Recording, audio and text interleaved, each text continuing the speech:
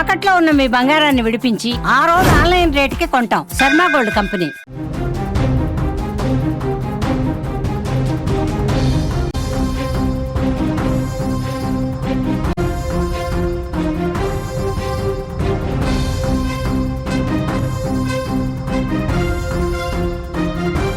Breaking news చూస్తున్నాం. ధర్మస్థలంలో నేటి తవ్వకాలపై ఉత్కంఠ నెలకొంది. నేడు ఏమైనా జరగవచ్చనే కుతూహలం కనిపిస్తోంది. ఇప్పటి వరకు 10 పాయింట్లలో తవ్వకాలు చేస్తే 6వ పాయింట్లో మాత్రమే అస్థి పంజరాలు లభ్యమయ్యాయి. నేడు 11, 12, 13 స్పాట్స్లో తవ్వకాలు చేసబోతున్నారు. ఈ 3 స్పాట్స్లో దొరుకుతాయని సాక్షి చెప్తున్నాడు. నేడు ఆధారాలు లభించకపోతే ఏం చేయాలనే అంశం మీద సిట్ ఆలోచన చేస్తోంది. ధర్మస్థలంలో నేడు అసలు ఏం జరగబోతుందనే ఉత్కంఠ కనిపిస్తోంది. ఈ తవ్వకాల్లో అస్థిపంజరాలు బయటపడతాయా?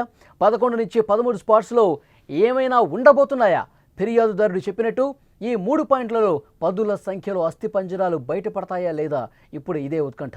ధర్మస్థల కేసును మలుపు తిప్పే రోజు కాబోతుందని అక్కడి స్థానికులు కూడా మాట్లాడుకుంటున్నారు. ఆదివారం తవ్వకాలకు బ్రేక్ ఇచ్చారు అధికారులు. మళ్ళీ ఈరోజు తవ్వకాలు చేస్తున్నారు. సాక్షి చెప్పిన స్పాట్స్లలో చివరి 3 ప్రాంతాల్లో సిట్ బృందం తవ్వకాలు నిర్వహించనుంది. ఇప్పటి వరకు 10 పాయింట్లలో తవ్వి చూశారు. 6వ పాయింట్లో మినహాయిస్తే ఎక్కడ కూడా పెద్దగా ఏమీ దొరకల. దీంతో నేడు ఏమైనా జరగచ్చు అనే ఉత్కంఠ అందరిలో కనిపిస్తోంది. ఒకవేళ అతడు చెప్పిన ప్రాంతాల్లో ఏమీ దొరకకపోతే ఏం చేయాలి అనే ప్రశ్న కూడా ఇప్పుడు సిట్ అధికారుల్లో మొదలైంది.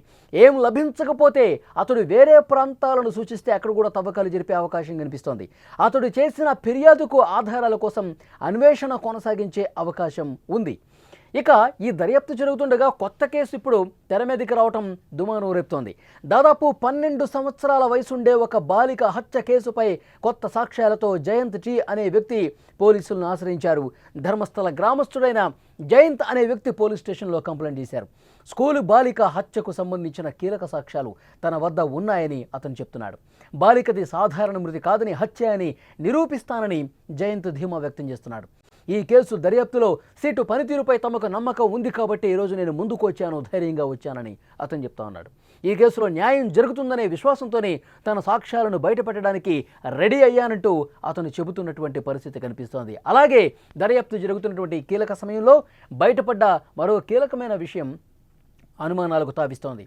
2000 సంవత్సరం నుంచి 2015 ధర్మస్థలలో నమోదైన అసాధారణ మరణాలకు సంబంధించిన రికార్డులు అదృశ్యం కావటం అందరినీ ఆశ్చర్యపరిచింది. ఈ విషయంపై జయంత్ టీ సమాచార హక్కు చట్టం కింద దరఖాస్తు చేయగా రికార్డులు అందుబాటులో లేవని తేలింది. ఈ మరణాలకు సంబంధించిన ఫైళ్లు, పోస్టుమార్టం నివేదికలు, మృతదేహాల ఛాయాచిత్రాలను ధ్వంసం చేసినట్టు చెప్పడంతో దీని వెనుక ఏదైనా కుట్ర ఉందా అనే కోణంలో దర్యాప్తు జరపాలనే డిమాండ్లు వ్యక్తమవుతున్నాయి. అప్పటి ఘటనలకు సంబంధించిన వివరాలు లేకపోవడం వల్ల దర్యాప్తు ముందుకు సాగటం కష్టం అవుతుంది. ఈ అంశంపై ప్రభుత్వం ఎలాంటి చర్యలు తీసుకుంటుందో మరి చూడాల్సిన అవసరం కనిపిస్తోంది. చాలా స్పష్టంగా మనకు అర్థమవుతున్నటువంటి విషయం 2000 సంవత్సరం నుంచి 2015 వరకు ఈ 15 సంవత్సరాల కాలంలో అక్కడ జరిగినటువంటి ధర్మస్థలలో నెలకొన్నటువంటి అసహజ మరణాలకు సంబంధించి, అనుమానాస్పద మృతులకు సంబంధించిన సమాచారం ఎందుకు డిలీట్ అయింది, ఈ విషయానికి సంబంధించి ముఖ్యంగా బెల్తంగడి పోలీస్ స్టేషన్ పరిధిలో ఆ పోలీస్ స్టేషన్లో రికార్డ్ అయి నమోదు కావాల్సినటువంటి వివరాలు అన్నీ కూడా ఎందుకు అరెస్ట్ చేశారు, ఎందుకు మొత్తం చెరిపేశారు, ఇది ఇప్పుడు అతిపెద్ద ప్రశ్నగా మిగిలిపోయిన పరిస్థితుంది. ఎందుకంటే జయంత్ అనేటువంటి వ్యక్తి ధర్మస్థల గ్రామస్తుడు, ఆర్టీఐ కార్యకర్తగా ఉన్నటువంటి వ్యక్తి. అతను నేరుగా ఈ రికార్డ్స్ కావాలి, ఈ రికార్డ్స్కు సంబంధించినటువంటి ఏదైతే 2000 నుంచి 2015 వరకు ఇక్కడ చాలా వరకు మిస్సింగ్ కేసులు నమోదయ్యాయి, ఇక్కడ చాలామంది అనుమానాస్పదంగా చనిపోయారు, ఇక్కడ చాలా వరకు అసహజ మరణాలు నమోదయ్యాయి. మరి ఈ కేసులకు సంబంధించినటువంటి వివరాలు ఎందుకు డిలీట్ చేశారు, ఈ వివరాలు కావాలని అడిగితే పోలీసులు ఏం చెప్పారంటే, ఇతను మామూలుగా అడిగితే ఎవరు ఆర్టీఐ ద్వారా అడిగాడు జయంత్ అనే వ్యక్తి. అడిగితే అప్పుడు బెల్తంగడి పోలీసుల నుంచి వచ్చిన సమాచారం ఇవన్నీ కూడా డిలీట్ చేసేసాం, ఇవన్నీ రికార్డులో ఉన్నటువంటి డీటెయిల్స్ అన్నీ కూడా 2000 నుంచి 2015 సంవత్సరం వరకు ఉన్నటువంటి దాదాపు 100కు పైగా 100 నుంచి 300 వరకు ఉన్నటువంటి ఆన్ రికార్డు ఉన్నటువంటి ఆ వివరాలు మొత్తం కూడా చెరిపేశాం అని పోలీసుల నుంచి సమాచారం వచ్చింది. ఎందుకు చెరిపేశారంటే సాధారణ పరిపాలన విభాగం ఆదేశాల మేరకే మేము ఒక పద్ధతి ప్రకారం వీటన్నిటిని కూడా అరెస్ట్ చేసుకుంటూ వచ్చామని చెప్పి పోలీసుల నుంచి ఇన్ఫర్మేషన్ వచ్చింది. జయంత్ అనే వ్యక్తి షాక్ అయిపోయాడు. అసలు ఈ డీటెయిల్స్ అన్నీ ఎందుకు చెరిపేస్తారు? ఇప్పుడు మారుతున్నటువంటి టెక్నాలజీలో భాగంగా అవన్నీ కంప్యూటరైజ్ చేయాలి, డిజిటలైజ్ చేయాల్సినటువంటి అవసరం ఉంది. ఎందుకంటే ఇప్పుడు తవ్వుతున్నారు, ఇప్పుడు కేసులు నమోదవుతా ఉన్నాయి. ఇప్పుడు ఆ పారిశుద్ధ్య కార్మికుడు ఇచ్చినటువంటి ఇన్ఫర్మేషన్ ఆధారంగా తవ్వుతున్నారు. ఏవైనా అస్థిపంజరాలు, అవశేషాలు, మానవుల మృతదేహాలకు సంబంధించినటువంటి ఏమైనా అవశేషాలు బయటపడితే వేటితో సరిపోల్చి చూస్తారు. DNA టెస్టులు ఏ విధంగా చేస్తారు? నిజంగా ఈ మృతదేహం, ఈ అస్థిపంజరం, ఈ అవశేషం పలానా సంవత్సరంలో పలానా మహిళ మిస్ అయింది, ఆమెకు సంబంధించినటువంటి ఈ కళేబరమే ఈ మృతదేహం అని చెప్పి ఏ విధంగా తెలుస్తుంది? ఏ విధంగా సరిపోల్చి చూస్తారు? ఇది పెద్ద ప్రశ్నగా మిగిలిపోయినటువంటి పరిస్థితి ఉంది. సో దీని మీద కూడా ఇన్వెస్టిగేట్ చేస్తూ ఉన్నారు. అసలు ఎందుకు డిలీట్ చేశారు, ఎలా డిలీట్ చేయగలిగారు, దీని వెనకాల ఎవరి హస్తమైనా ఉందా? ఒక పద్ధతి ప్రకారం ఇవన్నీ డిలీట్ అవుతూ వస్తున్నాయంటే దీని వెనకాల ఎవరి కుట్రో ఉంది, ఎవరి ఆదేశాలతో పోలీసులు ఈ విధంగా పోలీస్ స్టేషన్లో ఉన్నటువంటి రికార్డులన్నీ కూడా మాయం చేశారు. దీని మీద థరోగా ఇన్వెస్టిగేట్ చేయాల్సినటువంటి అవసరం ఉందని చెప్పి జయంత్ అనే RTI కార్యకర్త చెప్తా ఉన్నాడు. సిట్ అధికారులకు ఆల్రెడీ కంప్లైంట్ కూడా ఇచ్చాడు. ఈ కోణంలో కూడా దర్యాప్తు చేస్తున్నారు.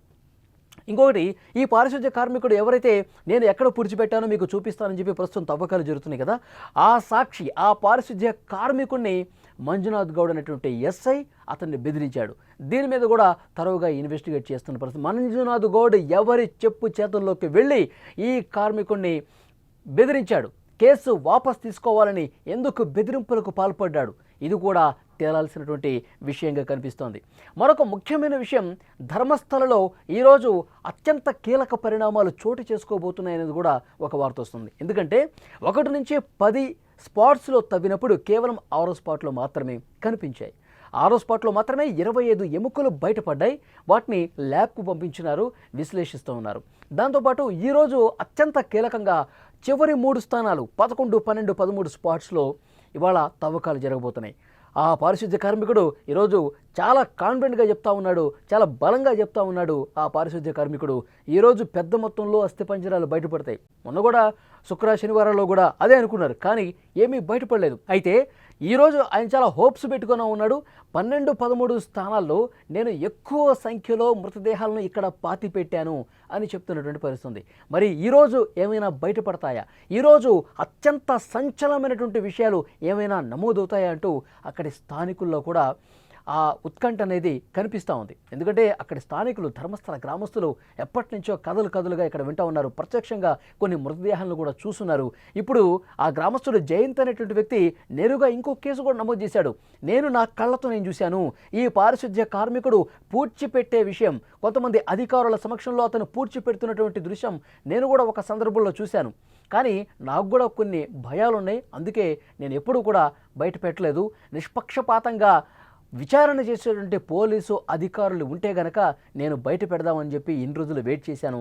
ఈరోజు సిట్టు దర్యాప్తు చేస్తున్నటువంటి విధానం చూసిన తర్వాత నాకు నమ్మకం కలిగింది, విశ్వాసం కలిగింది. అతను ఇంకో విషయం కూడా చెప్తా ఉన్నాడు, నేను నా కళ్ళతో ఈ పారిశుద్ధ్య కార్మికుడు ఒక బాలికని పూడ్చిపెడుతున్నటువంటి దృశ్యం నేను చూశాను. 12 నుంచి 14 సంవత్సరాల వయసు ఉంటుంది, స్కూల్ పాప. ఆ పాప మృతదేహాన్ని కుక్కను పూడ్చిపెట్టినట్టు పూడ్చిపెట్టారు. నేను నా కళ్ళతో చూశాను. దానికి సంబంధించిన ఏ ప్లేస్లో పూడ్చిపెట్టారు, ఆ సమయంలో ఆ పారిశుద్ధ్య కార్మికుడితో పాటు ఇంకెవరెవరు ఉన్నారో కూడా నేను డీటెయిల్స్ ఇస్తాను, నా దగ్గర కొన్ని ఆధారాలు ఉన్నాయని కూడా అతను చెప్తా ఉన్నాడు. సో ఇంకొక కొత్త కేసు ధర్మస్థల పోలీస్ స్టేషన్లో నమోదైనటువంటి పరిస్థితి ఉంది. సో డెఫినెట్గా కొత్త కేసులు నమోదవుతున్నాయి. ధైర్యంగా ధర్మస్థల గ్రామస్తులు ముందుకు వస్తూ ఉన్నారు. అలాగే ఈరోజు కొన్ని ముఖ్యమైనటువంటి స్పాట్స్లో అక్కడ పూడ్చి పెట్టానని చెప్పి బలంగా చెప్తున్నటువంటి 11, 12, 13 స్పాట్స్లో ఏమైనా మృతదేహాలు దొరుకుతాయన్నది కూడా చూడాల్సినటువంటి అవసరం కనిపిస్తుంది.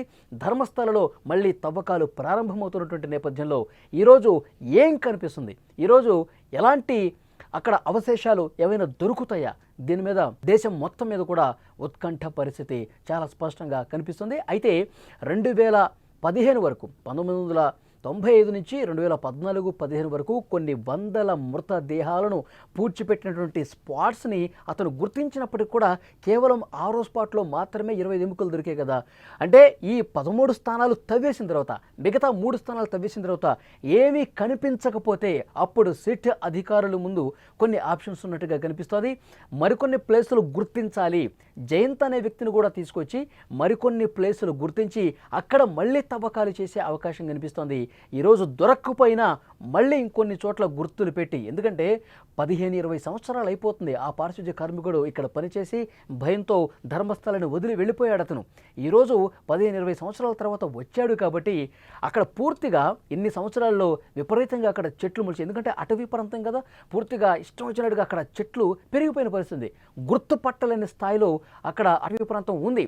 సో అక్కడ గుర్తులు పెట్టేటప్పుడు కొంత ఇబ్బందికరం ఉంటుంది. నేను ఇక్కడే పెట్టానా అతను చెప్తున్నప్పటికి కూడా ఆ ప్లేసులు మారిపోవచ్చు, ఎందుకంటే రూపురేఖలు పూర్తిగా ఈ 15 సంవత్సరాల్లో మారిపోయి ఉంటాయి కదా. సో డెఫినెట్గా మరికొన్ని ప్లేసులు గుర్తించే అవకాశం కనిపిస్తుంది. ఈ 13 స్పాట్స్ తర్వాత మరికొన్ని గుర్తింపు చేసి అక్కడ మళ్ళీ తవ్వకాలు చేసి ఏమైనా అస్థి పంజరాలు, మానవుల మృతదేహానికి సంబంధించిన అవశేషాలు బయటపడతాయా లేదన్నది కూడా చూడబోతున్నట్టుగా మనకు తెలుస్తుంది. దాంతోపాటు ఇన్వెస్టిగేషన్ రికార్డులో మాయం కావచ్చు, జయంత్ అనే వ్యక్తి ఇచ్చినటువంటి కంప్లైంట్ కావచ్చు, మంజునాథ్ గౌడ్ బెదిరించే విషయం కావచ్చు, వీటన్నింటికి సంబంధించి చాలా తరవుగా ఇన్వెస్టిగేట్ చేస్తోంది. దేశం మొత్తం కూడా ఇక్కడ అసలు ఏం జరిగింది, మొత్తం ఈ మారణ హోమానికి అసలు సూత్రధారులు ఎవరు కనిపెట్టాలి.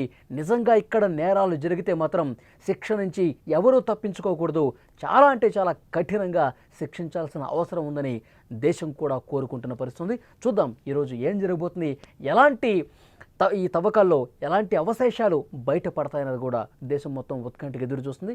1-2 గంటల్లో తవ్వకాలు ప్రారంభమవుతాయి. ఆ తర్వాత ఎప్పటికప్పుడు ఈ తవ్వకాలకు సంబంధించి ధర్మస్థలలో ఏం జరగబోతోంది, ధర్మస్థలలో అక్కడ స్థానిక పరిస్థితులు ఏ విధంగా ఉండబోతున్నాయి, అక్కడ సిట్ అధికారుల నుంచి ఎలాంటి ఇన్ఫర్మేషన్ ఈరోజు రాబోతుంది, మినిట్ టు మినిట్ అప్డేట్ అందించడానికి సుమన్ టీవీ మీకు ఎప్పటికీ అందుబాటులో ఉంటుంది.